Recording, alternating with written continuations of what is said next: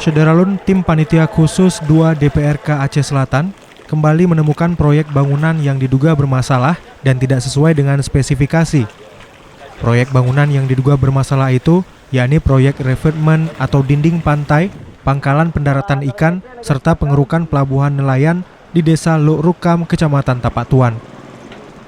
Proyek yang menelan anggaran 1,8 miliar ini tampak berlubang dan menimbulkan rongga pada pondasi bangunan.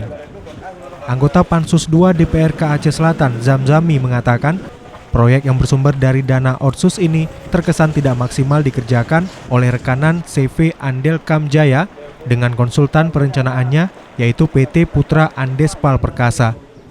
Atas dasar temuan Pansus ini, Zamzami berharap pada penegak hukum untuk menginvestigasi proyek PPI tersebut dan pihaknya akan merekomendasikan ke pimpinan DPRK Aceh Selatan untuk membentuk tim teknis guna mendalami persoalan ini.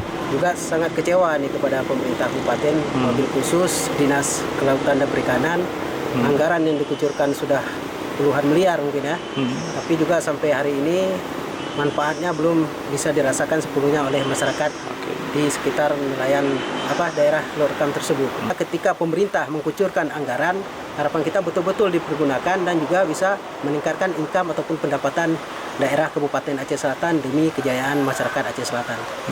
Dan di samping itu juga kami tadi melihat ada beberapa proyek yang kami rasa juga volumenya masih sangat kurang. Dan ini harus kita pelajari dulu, kita melihat data ataupun backup datanya.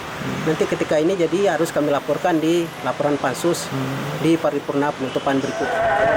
Dari Tapak Tuan, Taufik Zaz, Serambi On TV.